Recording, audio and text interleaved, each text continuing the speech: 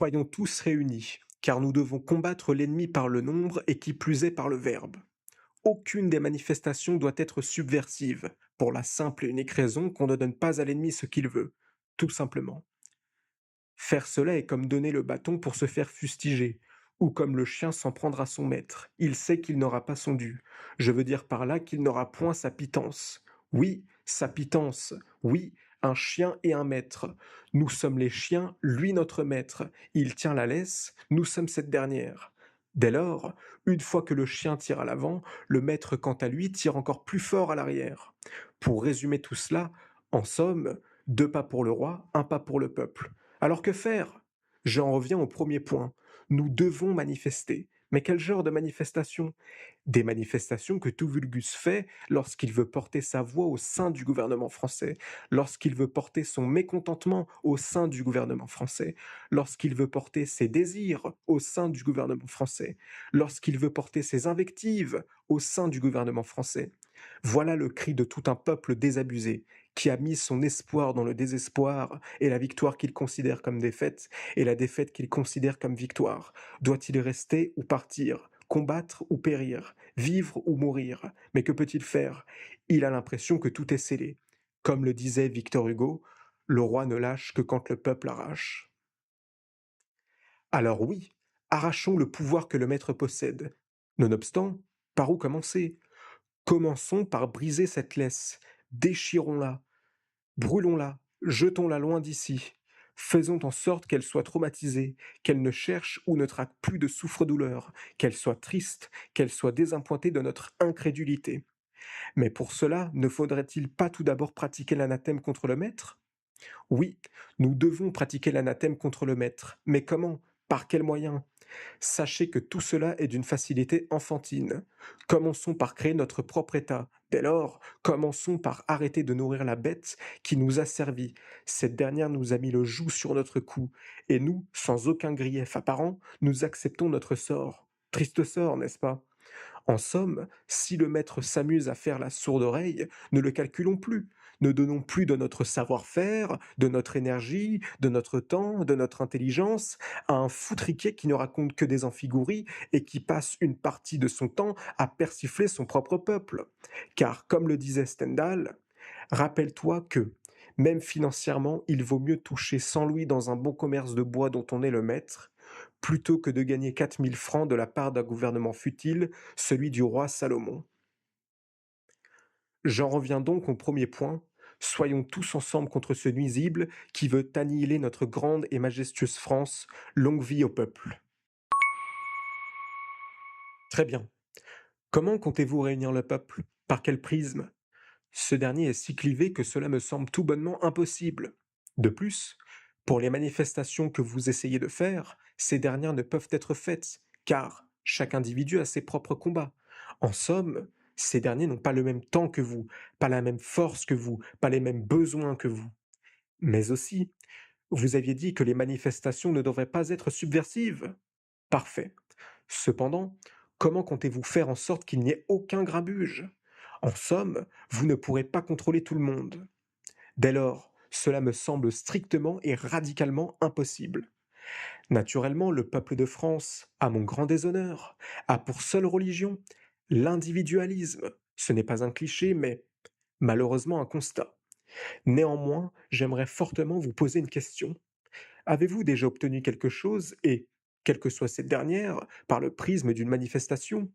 Comprenez-vous bien que cette question est une question rhétorique, n'est-ce pas? Par conséquent, le fait de fomenter des manifestations est comme écrire une lettre sans encre à un tiers qui ne sait pas lire, ou comme parler à un sourd qui ne peut entendre, ou bien alors montrer son mécontentement par le nombre à un aveugle. En somme, tout cela ne rime à rien. Permettez-moi de vous dire que vous êtes ni plus ni moins éperdu. Vous aviez cité Victor Hugo en disant ceci: le roi ne lâche que quand le peuple arrache. Bien. Comment comptez-vous arracher un pouvoir que le maître, pour reprendre votre nomination, tient? N'y a-t-il pas les forces de l'ordre pour vous empêcher de faire une telle chose? N'ont-ils pas les capacités de? Et comment comptez-vous pratiquer l'anathème contre le maître, comme vous dites? Ah oui, créez votre propre État, Où avais-je la tête? En êtes-vous conscient que cela ne durera qu'un temps, si cela se fait, bien sûr? Par ailleurs, comment comptez-vous gérer les problèmes dus à l'insécurité dans votre État? Il y aura-t-il des impôts afin de pouvoir financer vos forces de l'ordre?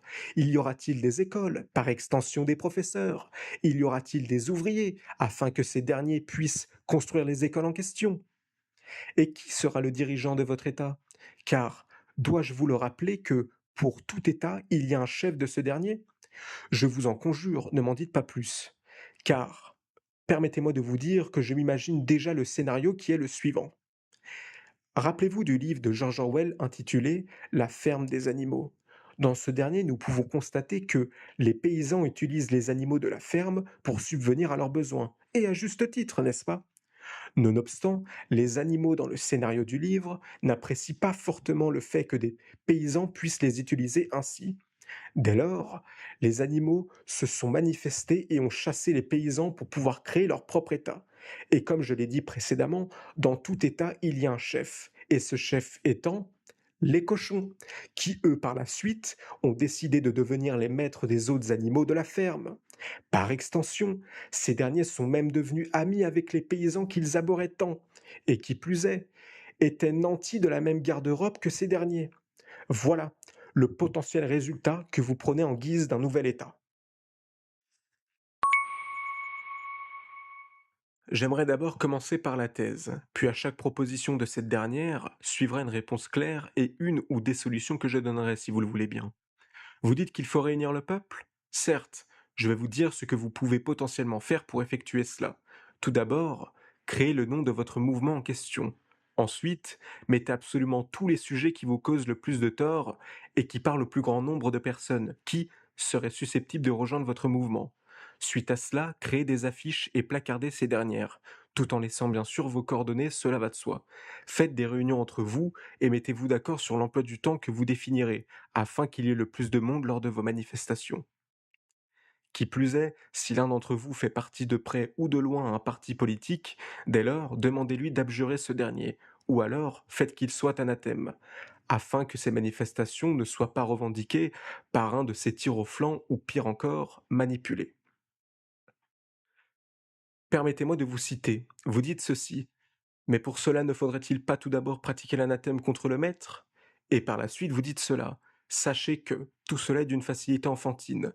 Commençons par créer notre propre État. Dès lors, commençons par arrêter de nourrir la bête qui nous a servi.